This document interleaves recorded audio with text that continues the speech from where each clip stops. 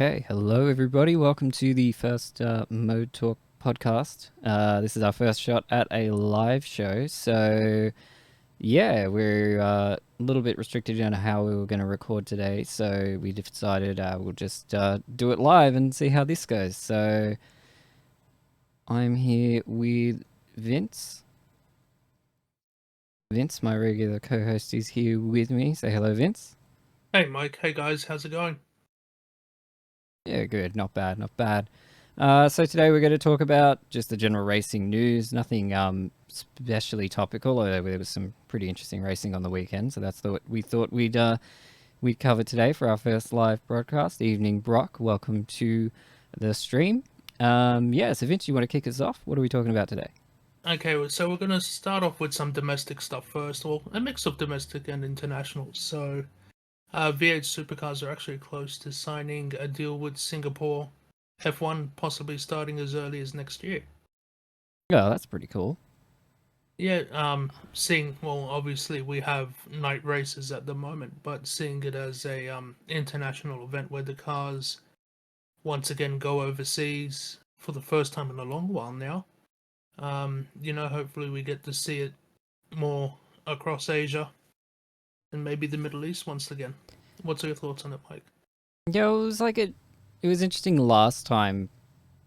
We've gone international a couple of times with supercars, and there's been mixed reception. Like I thought the race we did in Coda was pretty cool, and I think the Americans really suit supercars. Like they kind of suit that audience. Yeah, we got Brock saying Abu Dhabi wasn't great. Yeah. Some of the races didn't go quite so well. The Shanghai race was a bit of a disaster. It's always tricky because I mean, we're always looking to try and reduce some of the cost of supercars, and the international races really do push that cost up quite a lot. You got to worry about transport and all that for all the cars, and when you're not a huge international series like, say, Formula One or even the GT3 series, um, yeah. But look, I'm not opposed to Singapore. So they're talking about Singapore, the street track. Yeah, so it'll be a support race run when Formula One head over. Um, to be honest with you, I think the track is very well suited to V8 supercars. It Yep. has a very Adelaide, maybe Surface Paradise feel as well, with the amount of tight corners. Unfortunately, with the section that used to be called the Singapore Sling being removed, it does make it easier for the cars to get around because even Formula One cars were struggling with that. I think it was a left right kink. Um, it would have been interesting to see how our boys would have handled that, but that's track development, right? Yeah, I mean, I definitely don't think Singapore would be a bad idea, especially if you're going to support something like Formula One, because that's going to bring a lot of eyes on supercars and give it a bit of international prominence, I guess, as a support event. If you're going to follow any other major motorsports, it's probably Formula One, right? And Singapore is not too bad for us to get to. It's reasonably close. It's in the same sort of rough territory, I guess. So that does make sense to me as a round. And yeah, I think the track, like you said, I think it suits supercars pretty well. We're not unfamiliar with street tracks, I guess you'd say. Um, we do quite a lot of them here already in Australia, and yeah, I think Singapore isn't a bad shout. And yeah, I'd be keen to see supercars there, especially if they are supporting the Formula One, because I think that's just going to be a good weekend of racing. Yeah, I feel that for supercars to grow in the region, it's a smart move to pair up with something like Formula One that gets a wider audience. As our very first podcast spoke about the issues within V8 Supercars and wanting to grow an audience with it, this is probably a step in the right direction. Yeah, yeah, no, 100%. I can't really think of a bad side other than costs, obviously, and some of the logistics for it for the teams and how viable it is for them financially. That's probably the only downside I could see to it. From a commercial standpoint, I think it's a pretty good move. Mm. It's not the same as sort of like when you're doing when we have done some of those other international events. You know, like when we did Coda, we weren't supporting the Formula One No, there, were we? it was a standalone thing, and I think that's what had hurt V8 Supercars at the time, Yeah, because even when we went to Abu Dhabi, apart from the Konica Lights, as it was known back then, as a supporting uh, formula, there wasn't much going on. yeah, no, I definitely agree. We've actually got in the chat Brock saying that tracks like Macau would be an epic one. What do you reckon about that? Oh, that's a bit tight, because even the GT cars have a real struggle there. You know, one guy gets pinned on that downhill corner. Yeah, It tends to be a pretty big traffic jam. But Macau, maybe as like a shootout sort of setup, would be interesting to watch. But yeah, Macau, another one would be great if they go to Sepang, because I think Sepang would be a good one, and maybe even utilize that unused Vietnam track that F1 developed but never really got to use apart from one demonstration, I believe.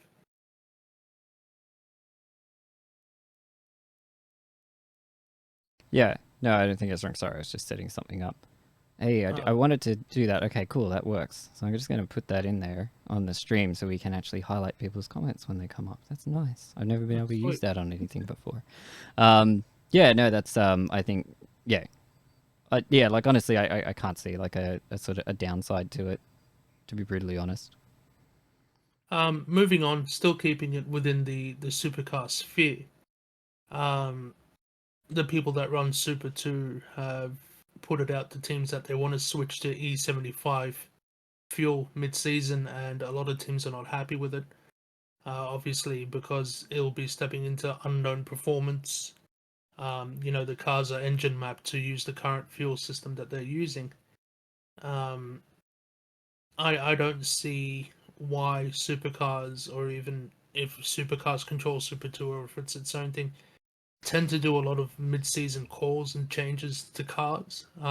Something like fuel, I reckon, leave it for next year. Let the cars develop what they need to develop to be able to run E75.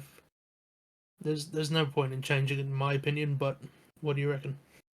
Yeah, no, I don't think that's a bad call either. I think these cars are still so new that adding something like that is maybe too soon. Like we still haven't quite got the balance between the cars right yet, like between the Mustang and the Camaro, just yet. So adding, fuel No, as this a is Super 2. oh, this So is this Super is Two. Sorry. Super 2's. Yeah, sorry about that. No, you said it. That's my bad. I don't know. Yeah, I mean, Super Two is probably the ideal testing ground for that. I would say. That's what I would say. It's probably the ideal place to do it. Yeah, it may be a bit soon, but I mean the cars that they're using are sort of a more known commodity because they're using the old ZB and the Mustangs. That's right. Yeah. So they're kind of a known commodity, so that might be an okay idea. But how transferable that is, I guess, to the modern supercars format, maybe that's potentially an issue there. Thanks, by the way, to good old White Lunch Bag for resubscribing 4 months. Thank you very much for that. Brock, once again, coming in with the comments and suggesting that oh, sorry, just moving my cat. Suggesting that we need more of those manufacturers in V8s. You know, bring back Mercedes, Volvo, and Skoda, BMW, or even Toyota. And I think we sort of said that in our first podcast. We kind of covered that a fair bit, talking about what supercars could do, and I think that's definitely one of the options. That's a viable thing, is to bring in more manufacturers. I guess the thing we discussed is I think we need to make the series more appealing to that broad audience first in order to attract those manufacturers, because I mean we did have that previously, and it didn't quite work. Yeah, that was the big problem, right? Mercedes wasn't true Mercedes; it was a customer buy-in, with Erebus buying two cars and the supporting material to run those two cars.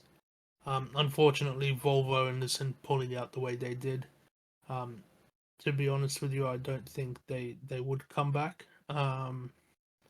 especially with Volvo selling their Polestar brand to become a spin-off EV um, brand. Skoda, to be honest with you, I think Skoda would end up more TCR. BMW, who knows? Like BMW would be an interesting mix, but I think they're too involved in the GT series. Toyota was actually approached by V8 Supercars, and Toyota basically went, "Who are you? No, thank you.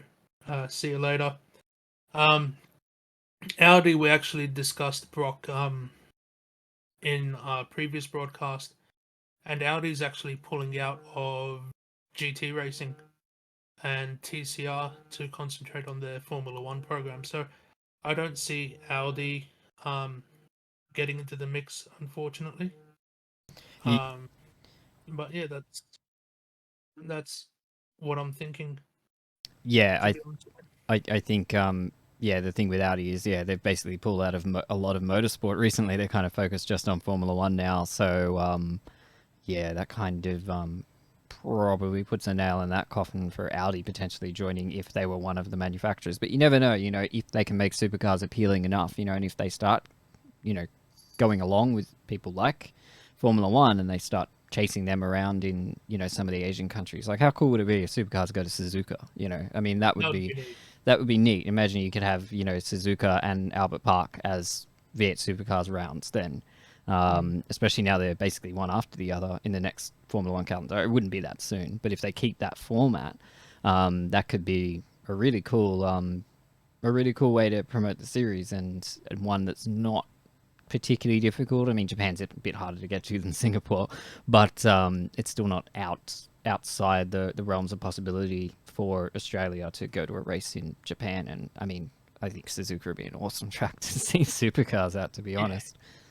That holds a lot of truth and a lot of weight behind it too, because now with the regionalization of Formula One, it allows more movement within V8 Supercars to put their hand up for more rounds if the Singapore deal does go through and they want to expand on it. It would be nice to see them tag along in a way, you know.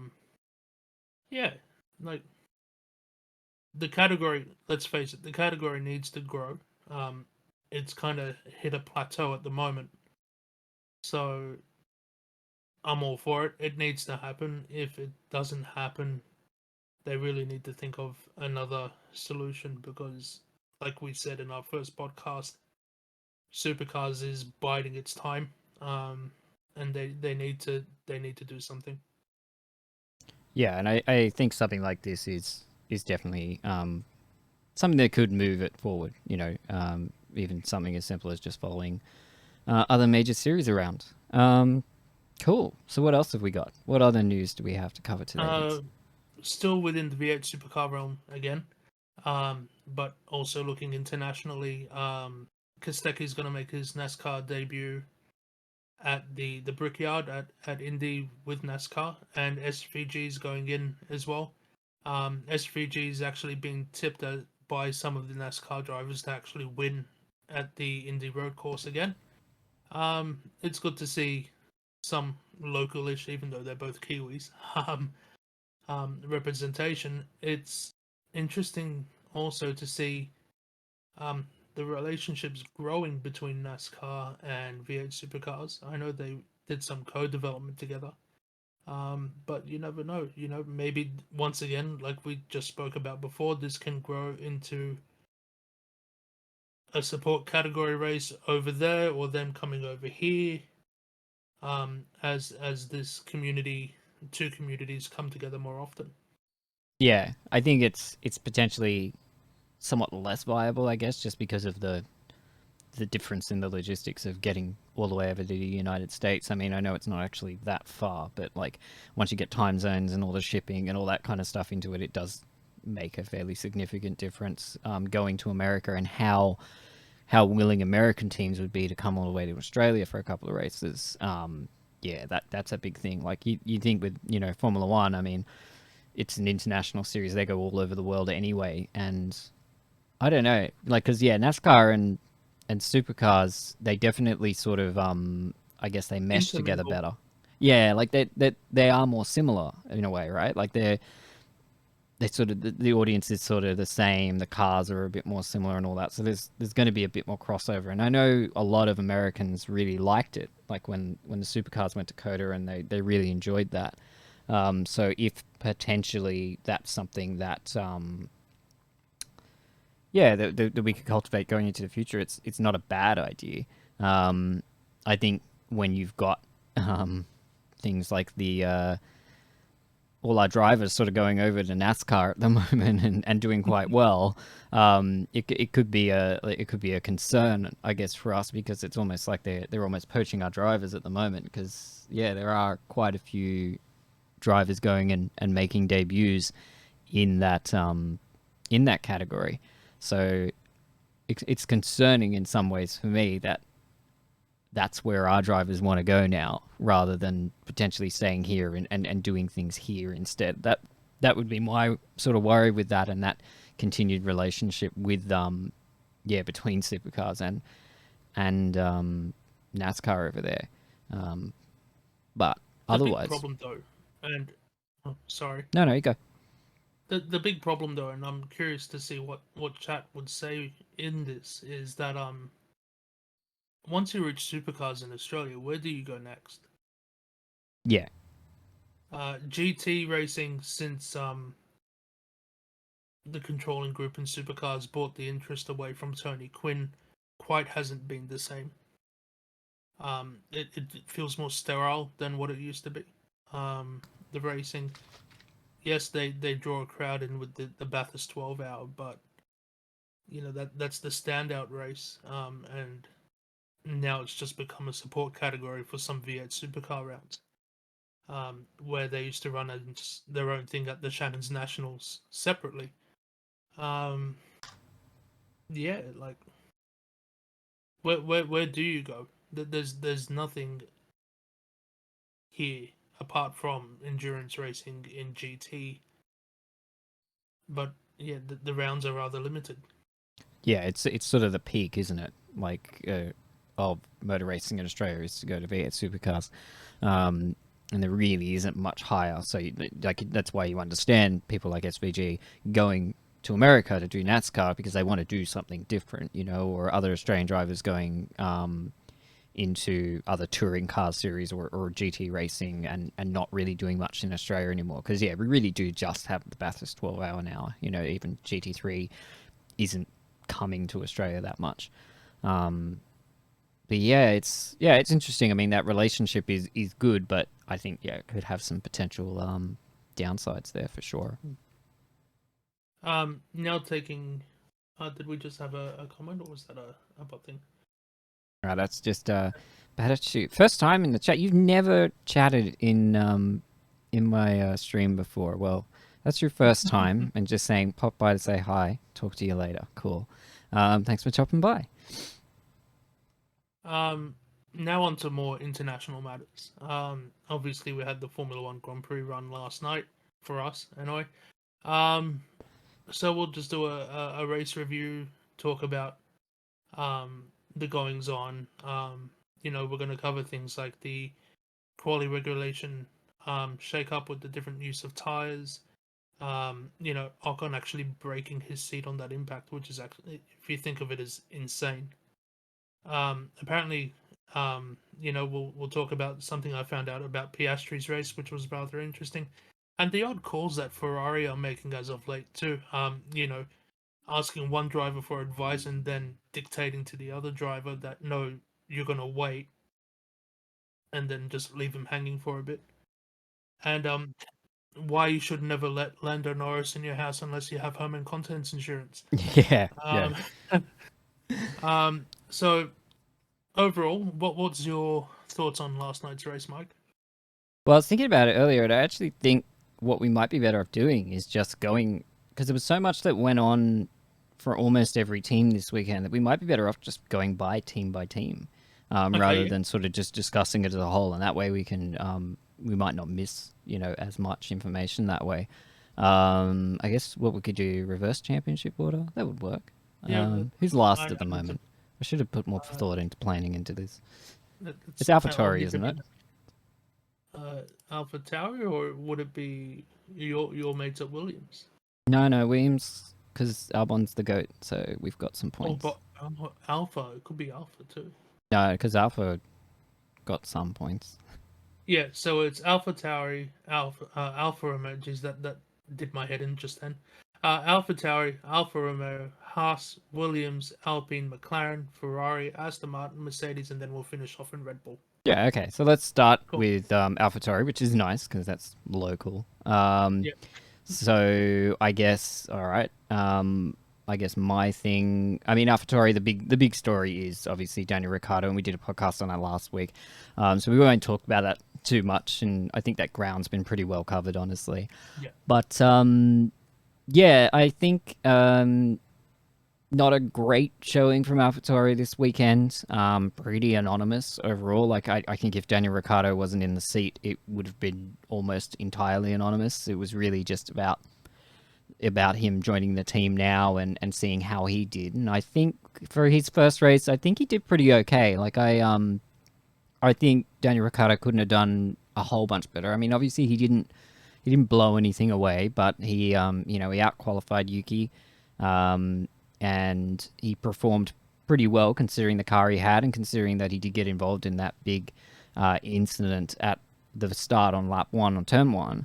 I think he did pretty well. He seemed to drive pretty consistently. He seemed to do okay doing a full race distance, which is obviously a thing.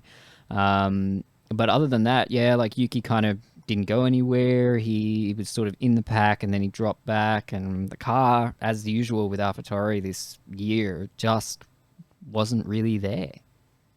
It was a bit pedestrian for Alpha Tauri. Like you said, if it wasn't for Danny Rick coming in, you wouldn't have heard much of them over the weekend.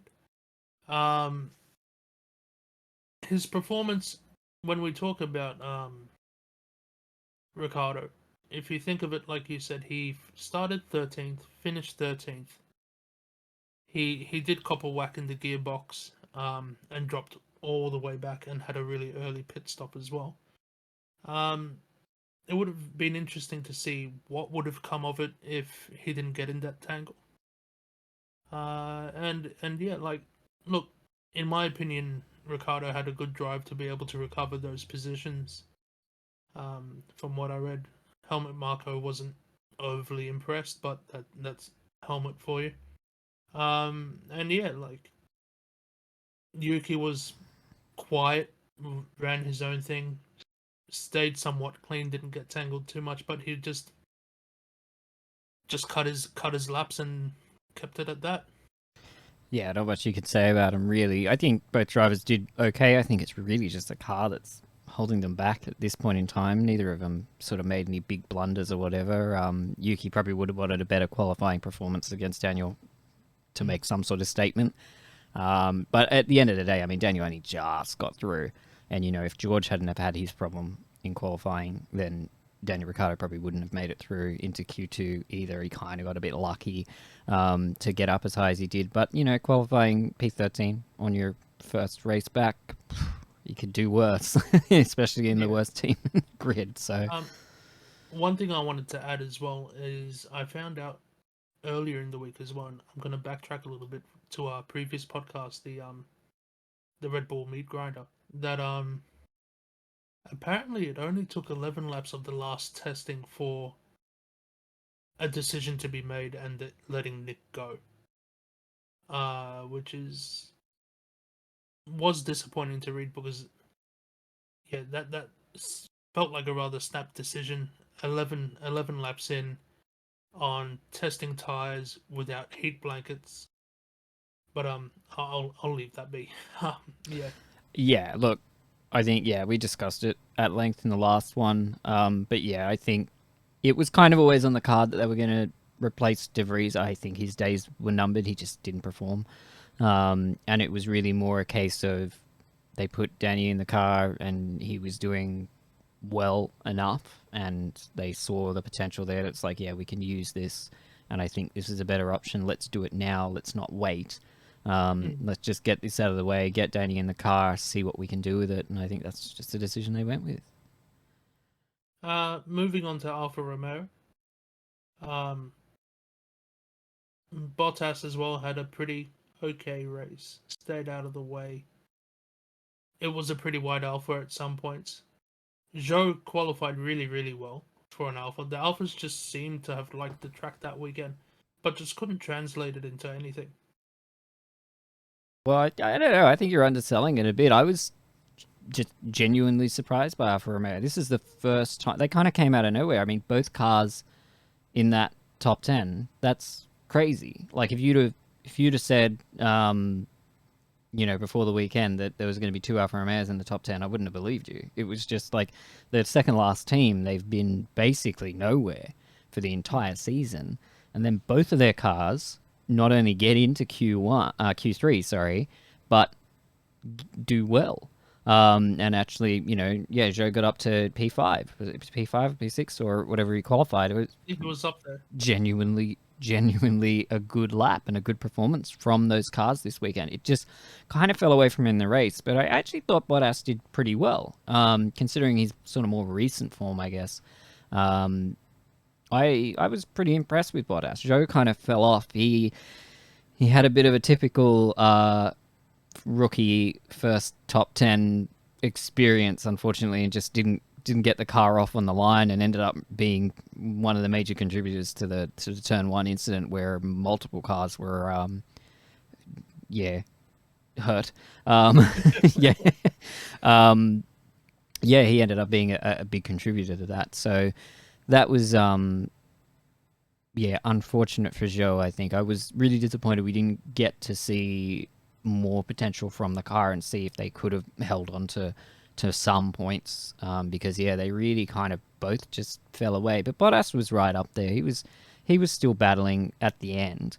Couldn't quite get past Albon in the Williams, but I mean, as we noted when we watched the race, that's just because the Williams is the one car in the grid that is basically invulnerable to DRS overtakes because it's just so stupidly fast even without DRS down a straight line. And there's only one straight, and that one straight at Hungaroring is the main overtaking opportunity on the entire track because it's so difficult to overtake anybody. So Albon put his wide tyres on, and it made it really difficult for Bottas. And it seemed like Bottas, after 6 or 7 laps of chasing and trying to get an overlap, just held back and said, "We're not doing this," and just pulled back out of it and decided to just stick with the position they had, which was 12th by the end. But like for Alfa Romeo, I think pretty good performance. Honestly, it's the best we've seen from them this year, and hopefully a bit of a turnaround for them.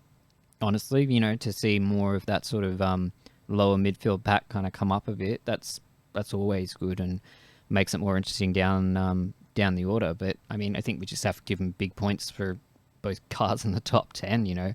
Obviously they took really good advantage of the new qualifying format. Before we talk about the qualifying format, we'll talk about Haas. Um, what was your thoughts on Haas? Where To be were honest, Haas? they didn't get much TV time. It's literally the same. Haas have been the same team for like the last 8 races. They basically, Hulkenberg manages to just put that car where it doesn't belong and get it into Q3 almost every round now. Just manages to shove it in there, gets it to P10 or P9 or something like that. Puts out a stonking qualifying performance. Magnussen tends to struggle. And then in the race, they both just sort of fall apart. The car just doesn't seem to perform. Yeah, it just doesn't seem to perform in the races, and they seem to know that as well, and they don't really know what they want to do about it, which is kind of unfortunate for them. But Haas is really hard to judge at the moment because the car's quick, over a short stint, but they're having reliability issues. I mean, neither of the cars blew up this weekend, so we can probably count that as a win for Haas. The Ferrari engines didn't Ferrari on them. Yeah, and that's probably the best thing we can say about them. I mean, both drivers seem to do the best they could. Magnussen continues to be, I don't know, it's sort of like he can't seem to do what Hulkenberg does with it, when it comes to the overall qualifying performance. But yeah, just Haas being Haas, really. Not just they didn't do much. They didn't really set the world on fire. They're kind of in no man's land at the moment. Don't say that around Grosjean though. Sorry, cheap shot.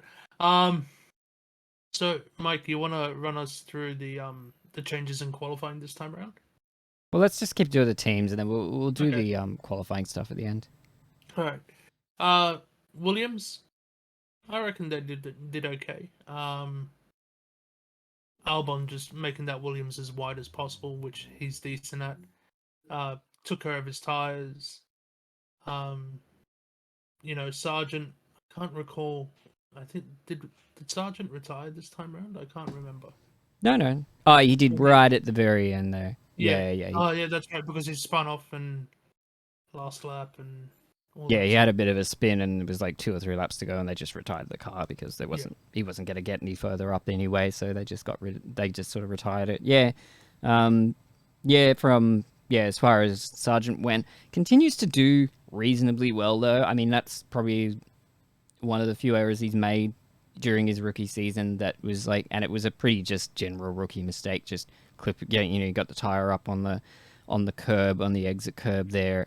Too much power coming off. Yeah, just put the power down a little bit too early or something like that, and just spun the car around. Unfortunately, at the chicane, yeah, just an inexperienced thing, obviously.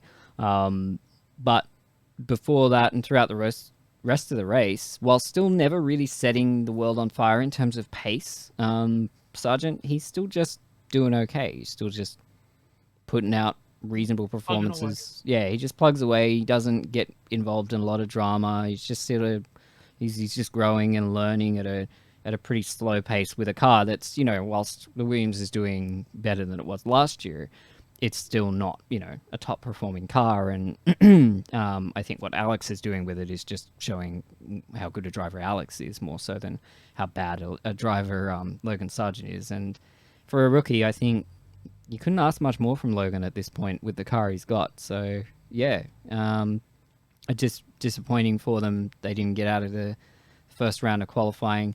It was never going to be a good race for them here at Hungaroring. It is not a track that suits that car, the Williams. It's always going to struggle. Yeah, it's just not a top performing car at these sort of really, really high downforce tracks that don't have a lot of straight line sections. So the fact that Albon was able to run a really pretty good strategy, manage his tires well, and just run a generally good race and do some good defending, and was able to still stick the car up there in P11 is pretty damn good at a track they really were struggling at for pace. I think strategy-wise and everything, Williams did all the right things, and it's a bit disappointing that they were just outside of those points. But I mean, Williams did okay. I think we'll see. I'm expecting bigger things from them next week when we go to Spa, because that's a track that should suit that Williams. So it'll be interesting to see what level of performance they're going to put out. Monza should be good for them too. Yeah, Monza, in any of those sort of fast high speed circuits with big long straights, so Spa and Monza, and yeah, like that's where they're going to excel. Next is Alpine. I'm going to keep it short and sweet, like their weekend was. What can you say? The two teammates coming together. Ocon, yeah, like he copped such a force on that impact that it actually broke his seat. Which is terrifying because the way they build these seats, it's a safety capsule. It's designed in such a way to get a driver out in one piece. If the driver can't come out, so that amount of force to actually break that sort of seat that's over engineered and over designed is a real scary thought. With the double DNF as well. Yeah, I think the caveat here is that obviously at least this time the double DNF was really not their fault. Like neither driver, they both just got stuck in a really bad situation.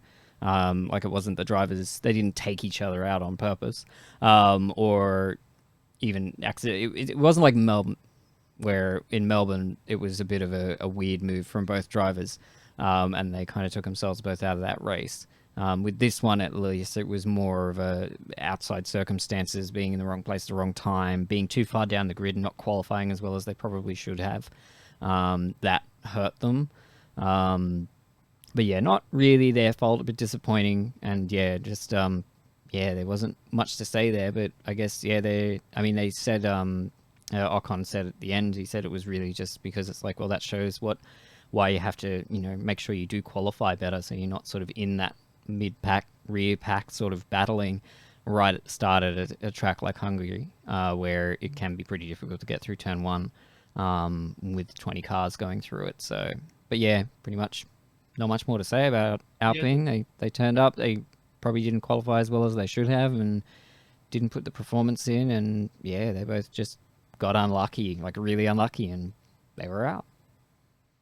next we're going to talk about our boys in Papaya, the other Aussie on track, and Lando as well. Um, yeah, great race. It was good to see Piastri sticking it out there. Lando obviously getting a podium is great. Can't wait to see Piastri nab one for himself. But apparently it was floor damage that held him back. Even though um, it's now been touted that the pit stop situation and Lando really pushing on his outlap to catch Piastri was actually a strategy call as well. Um, great qualifying situation for McLaren. Great racing. They were in the thick of it. Both drivers holding their own defensively as well. Um, and even, you know, once again, Hamilton making comments on he has the pace to keep up with the McLaren, but he just can't extract enough out of that Mercedes to actually overtake them at the moment. Yeah, well, really good for McLaren, I think. And I think there's a lot of happy McLaren fans out there at the moment who perhaps had a pretty bad start to the year, because they were, Please. yeah, they were basically nowhere, right? Like they, yeah, there wasn't, it wasn't looking good for them at the start, and then they sort of turned up to Silverstone. I mean, we saw a bit of it at Austria, and we've seen a little bit of the rise coming, but Silverstone really showed that they've got a lot of pace and they've unlocked something in that car. And Hungaroring was going to be a really big test because they are very different types of circuits, Silverstone and Hungary. Um, so to see the car do really well and be super, super competitive and basically be the class of the field outside of Red Bull, um, at both those circuits is very promising for whatever development they've done to that car, because it's working. Both of those drivers, obviously, they're both very talented drivers as well, but both of those drivers now are able to get in consistently in the top five. It's a bit of a shame to see Piastri kind of drop off a bit, but as you said, yeah, apparently he did have some damage, that we weren't sort of privy to at the start. But yeah, it was good to see him up there in P2 for a fair while until the pit stops. But yeah, I think Lando pushed pretty hard to get past him, and it just seemed like Piastri didn't have the pace to hold on to it anyway, because he just slowly got pushed down that order. But still finished really well, especially in his rookie season. I think it's not going to take a lot for him to get a podium this year if that car Yeah. continues to perform at the level it's performing at, and we continue to see the rest of the teams in their current standings. But it's all a bit unknown at the moment because everybody seems to be sort of improving No. and going up. Well, there's an exception of a couple of teams, but yeah, I mean, it's interesting from seeing this from McLaren, and I'm excited to see how they go at Spa as well. Yeah, looking forward to Spa, looking forward to Monza. Um, what's another track I can think of? They'll probably do well in Suzuka as well. So it'll be interesting to see how they perform. Um, whether or not they'll catch Ferrari in the points is another question because it's an 80-point difference. But given the way Ferrari are going at the moment, yeah, it's still plausible. We got, what, 10 more races to go, 11 more races to go. Yeah, I mean, Can happen. I think it can absolutely happen, based on how both those teams are performing at the moment. But yeah, really good showing from McLaren. They've sort of managed to prove some of the doubters wrong, I guess, and prove that Silverstone wasn't just a one-off situation. And yeah, promising things in the future, I think. And it's going to be interesting to see how that, battle for everybody but Red Bull continues this season. All right, now to speak about Ferrari. Do we have to? We do. Based on the pictures. I'm not even a Ferrari fan, and they make me depressed now. What can I say? Not much on track drama, but the stuff that's going on in the team is making it out to be like a bad Italian soap opera, right? You're having two different styles of driver management, not so much engineering, but driver management, right? Where you had, I think it was Sainz being asked what he thinks is the best thing to do. I don't know. That's what the strategists are paid to do. You figure it out. Yeah, the driver can make a call. They spend so much money on these supercomputers that can do hundreds and thousands of calculations at God knows what speed. But I don't know. And then for Leclerc to turn around and say, I want to do this, and basically was told by his engineer and put in his place where we're discussing it. No, you're going to wait. We'll get back to you. I really don't know what's going on. These situations are causing the team to fall back. It's causing issues. It's going to frustrate the two drivers. And dare I say, if it continues on for another year or two, Leclerc might end up elsewhere. Because it's the team that's being detrimental to his success. Making these weird calls. I don't know. I really don't know. Yeah, what more can you say about Ferrari? They're just being Ferrari at the moment and being confusing, which is the most you can say about it. It's sort of like the car doesn't seem to be improving at all. It seems to be at this performance level and kind of stuck there. And as everybody else has developed their developments, because they brought some upgrades in, but their upgrades haven't pushed them up much further, and they seem to have. It feels like the upgrades have maybe had the opposite reaction, but I think it's more that their upgrades just haven't made a significant enough improvement, whereas people like McLaren and Mercedes are making those changes, and they are having noticeable improvements to their actual on-track performance. So, yeah, tough with Ferrari at the moment. They continue to be weird with team management, as you were saying. The calls that they make are often strange. They're making probably a few less strange strategy decisions. They're being a bit more conservative, I guess, at this point. But I don't know. It feels like Ferrari don't know where they are or what they're doing or what they're trying to achieve, and you just never seem to know if Ferrari's going to turn up or not to any particular race at the moment. And it's a little scary for to have both Carlos Sainz and Charles Leclerc are some of the best drivers on the grid, and to be just sort of unable to unlock any sort of real performance and to have that uncertainty in every race. They've been everywhere from qualifying P1 to now, sometimes not even getting into Q3. So yeah, it's really weird with Ferrari at the moment. They seem to be back where they were a couple of years ago when Vettel was still driving with them, where they have the occasional really good race, and then the rest of the season they're just awash with poor decisions and just getting outdeveloped really easily. And yeah, you can only point to it being some sort of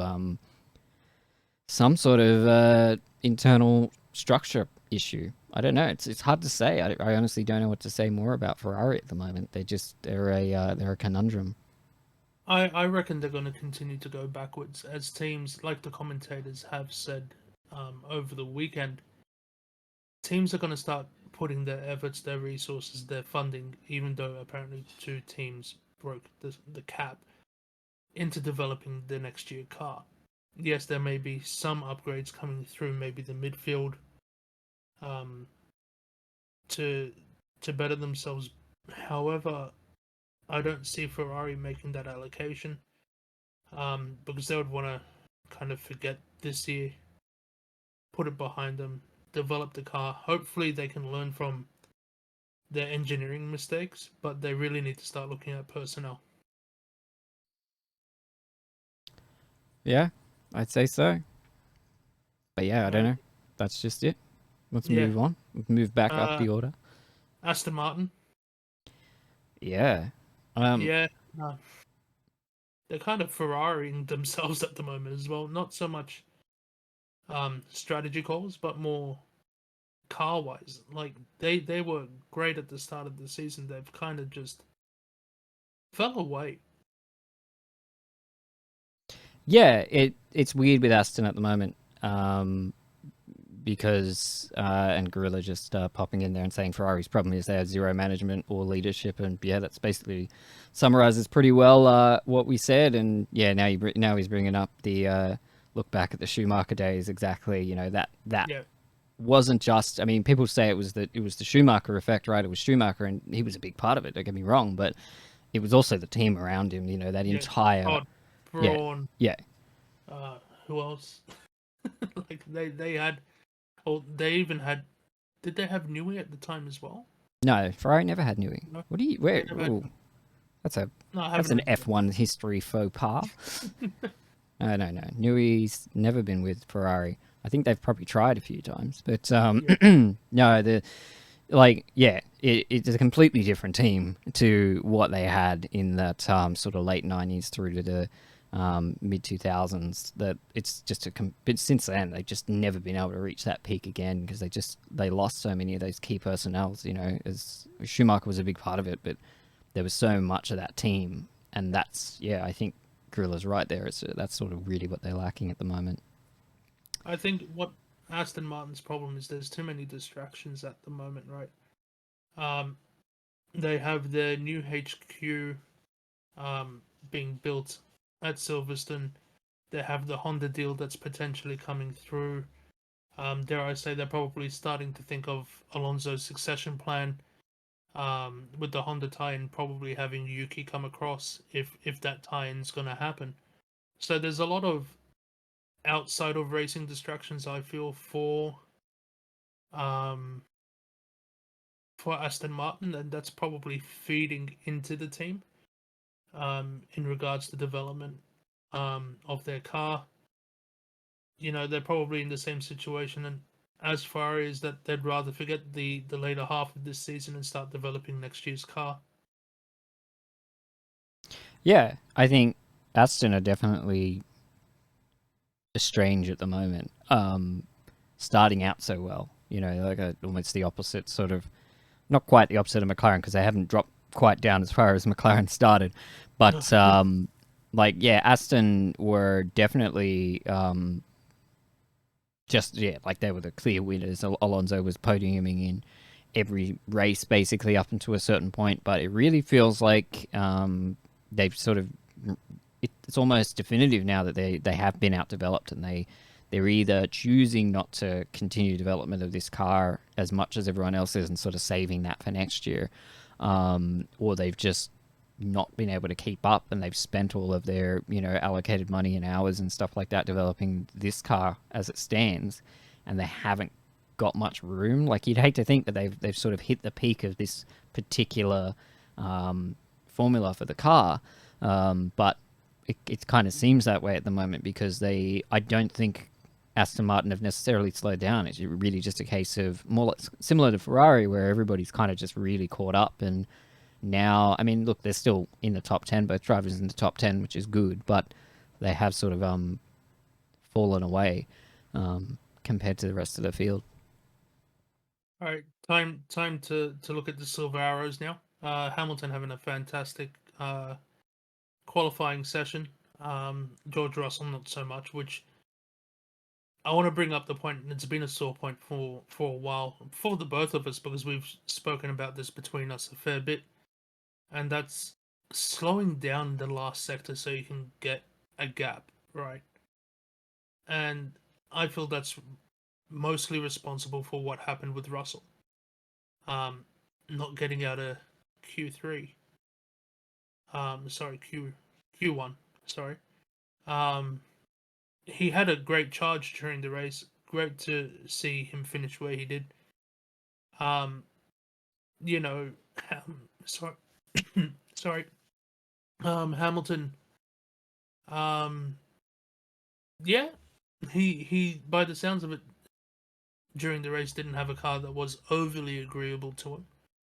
And the tire strategy was rather interesting too, with the softs basically melting away rather quickly, and having the hard compound as the tire of choice. Yeah, I mean, I think Mercedes can't be unhappy with where they ended up. George, especially. I mean, the qualifying of it. I think you're right there. It's definitely that old thing of the backing up in how they manage the cars in qualifying, where they're sort of I mean, I get it, it's part of a thing in Formula One because of the way the cars do their qualifying, where they really only get one lap and that's it. You sort of have your warm up, then your main lap, and then your cool down lap, because they have to have that sort of cool down recharge phase because of all the electronic stuff in there. So it is very important to get that one lap right and to sort of set yourself up and all that, and that's why you get that backing up. And it's, I guess, a little bit more acceptable in something like Formula One than it would be in other racing qualifying formats. But yeah, I think that cost them there. But look, I mean, George drove terrifically, I think, in the race. Came from basically all the way at the back. I mean, look, there was a few incidents and some retirements that helped him out, but couldn't have asked for a much better run of the race. And yeah, ended up right back up there in the top 10 and scored some good points for the team. So they'll be happy with that. Lewis definitely was unhappy with the performance. Did really well in qualifying. Was on a big high from that to get P1, which is great for him. I mean, he hasn't been P1 for ages now, which is crazy. For a while now, yeah, it's crazy to think of for, Lewis Hamilton to not be qualifying first anymore. We went through so many years of that being the norm, that to see it not happen for such a while, it is nice to just see him get there. I actually got excited over it. Yeah, it was pretty good. It was just sort of, I guess, unfortunate that it didn't last very long. It was exciting, to see qualifying and see Lewis on pole and Max next to him. It's like, oh, this is great, to see these two. Let's see these two have a battle, and it just didn't happen. Lewis just didn't get a good start. Max got a really good start. And Lewis just basically instantly fell back to fourth place, fell right back behind both the McLarens and Max. And from there, it was, Max was just it was always pretty much set in stone that Max was just going to take it from there. I mean, we're all pretty confident Max would probably win just because of the dominance of that car, and his form at the moment is just exceptional and otherworldly. But yeah, Lewis didn't really defend, but he also, he was really unhappy with the car in the race. He loved it in qualifying, but he was complaining constantly about it. I mean, I know Lewis likes to complain a lot in the car, but he was very unhappy with the pace of the car, and he just couldn't get any more out of it. And yeah, so still some things to do at Mercedes, and a bit like Ferrari, where it's sort of like the potential gets there. The only difference, I guess, is that Mercedes seem to at least be able to be consistent with the potential they have during a race, in that they can always at least finish, in that sort of top 5 section with 1 or 2 drivers, and stay there and actually kind of challenge for pole positions a bit more. So they're in a better place than Ferrari for sure, and I think they're under much better management and they're doing a lot better. But the car they still don't seem to quite have it right at this point, and good in qualifying, rubbish in the race. But I mean, look, they're still getting up there, still managing to get P4, and that's still pretty good. I want your thoughts on Gorilla's comment. Mm. Do you think Lewis is done with F1 and he did nothing to defend into turn 1? He's like just given up because he can't get that 8th. I don't think so. I think Lewis would have gone in with the intention of completely fighting Max into that.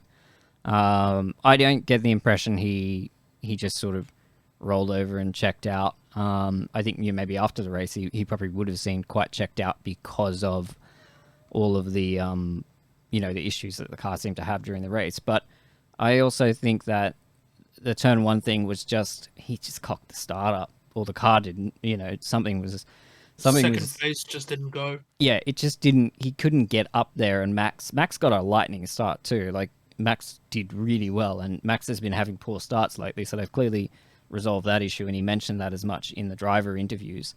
But he's not started well all season, exactly right, and seems to be the one time he's done it when he's got Lewis next to him, and Lewis, seems to have. Lewis didn't mention that he had a major problem at the start, so it could have just been that Max just did that well because he did have a really good start off the line, which has been unusual this season because the car has been having issues, getting off the line. We saw it, at Silverstone, where Lando was able to, actually push ahead. Stop And him. we thought we'd maybe see some of that from Lewis this weekend, but it's a shame because especially somewhere like Hungary, it is really easy to park the bus even if you're in a bit of a slower car. For sure. So a couple of like some people in the comments are saying, Max hasn't had a really great start to most Grand Prix. I don't know. Part of me thinks that him losing out P1 on qualifying, he probably sat there in his hotel room or his trailer with a steering wheel just practicing the clutch movements on a start just so he can, nail Hamilton there. Would have been nice to see a race between them, but that Red Bull's just way too slippery, way too quick, and like I think it's a good segue to talk about the Red Bulls.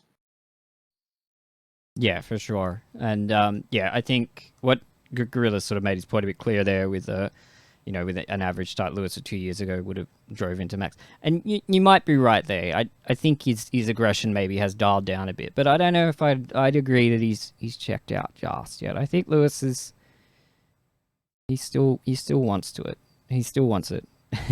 But whether he's definitely not the same driver he was a few years ago for sure. He's calmed down a lot. Like even But so is Max in a way as well. Max is a lot less aggressive than he used to be. But even when you listen to like the radio chatter from years ago from Hamilton, it was much more aggressive. It's like, and obviously when you're leading a race, you want the guys that are getting the waved blues out of the way. When he sees something, he'll call it out. We kind of saw it this year when he's like, "Oh, did this guy get a penalty yet? Where's the penalty? Where's that guy getting the penalty?" And part of me thinks that potentially with him obsessing over whether or not drivers got particular penalties or not at that race probably means that he is going through some like weird sports psychology stuff in his head that he's not realizing he's going through. Even with the change of trainer at the end of the year, probably says something as well. I don't know. I reckon he's going through like a weird psychological funk, sports wise, that he's probably not even aware of. Yeah, and as Chat pointing out there too, that I mean, Max being a little less aggressive is probably a lot to do with the fact that the car is just so much more dominant than anything else on the track. And I mean, like it's clear Max is not, when he's in the lead, he's not pushing 100% every single lap. He's just not. He's got more in that car. He's got more pace under him. He's Sunday driving at the moment in every sense of the term. It's it's hard. But I guess I mean, to talk about Red Bull, what else can you say about Red Bull? I mean, you can't say much more about Max other than Max turned up and he won the race, which he just does, and he's faultless at the moment, and just managing the car well. So there's not much more to say about Max other than he's the best driver out there, and that's pretty much it. But I guess Perez is the big talking point. Yeah, he So you actually want to? shown up this weekend. Well, he actually did seem to show up, even though he still had a bit of a rough qualifying. He was at least able to convert where he started into a pretty reasonable result, and yeah, it was a pretty good showing from Perez, who's under a fair bit of pressure now. Obviously, with despite them saying that there is no plan for Ricardo to ever replace him. I mean, how much you believe that? How much you believe anything Red Bull says about their drivers is, yeah. I mean, Yeah, how like naive are we you? brought that up last time, right? Like Yeah, the timing of it all and how forceful they were in bringing um Daniel over. Like we said, it's going to benchmark and test Yuki. It's going to bench mark and test Perez. Um, what can I say? With roughly 10 races to go, it'll be interesting to see what happens in silly season. Um, I think Perez drove those wheels off that Red Bull, knowing that he's being watched, knowing that Ricardo's there, and he's like the shark biting at the swimmer's feet. Right? It's yeah, yeah, and I think Perez yesterday is sort of showing, I guess, more of the actual pure car performance of the Red Bull instead of just the car plus max performance that we see.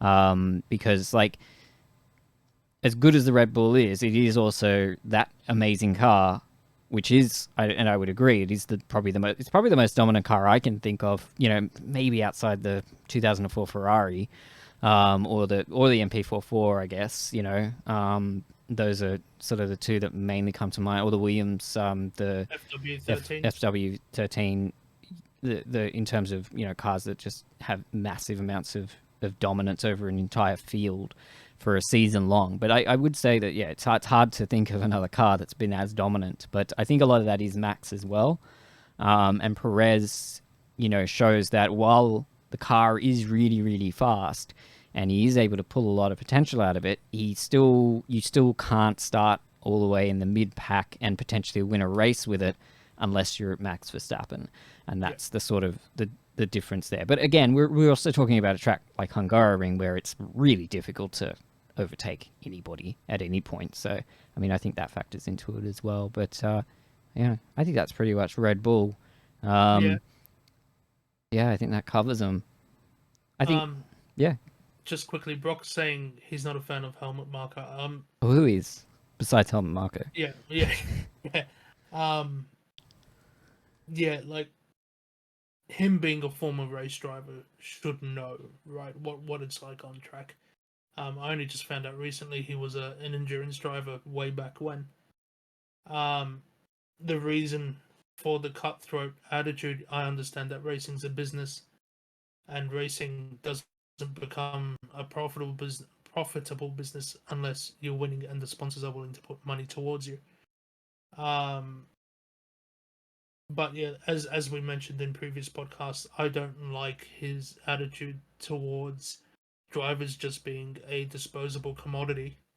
Um, but Red Bull have made it clear before they will have a favorite, they'll run with that favorite and bend over backwards for them.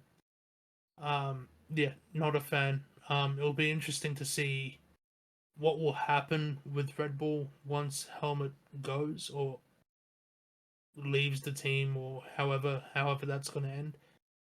And who will step in his place? Could it be a situation where Christian Horner will take his place, and as insane as it sounds, Max becoming a owner driver, principal driver, that we haven't seen really since what, maybe Brabham's time?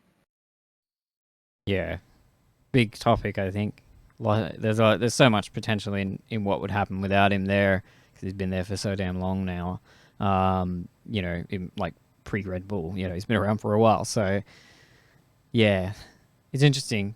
I don't see Max doing it though, but there's so many reasons, and we don't have time to go into them tonight. That's probably another that's podcast. a future podcast idea, the future of Red Bull. So cheers for that one, chat. We might come back to that at a later date. Well, let's finish off with just quickly talking about the new qualifying format they trialed this weekend at Hungary.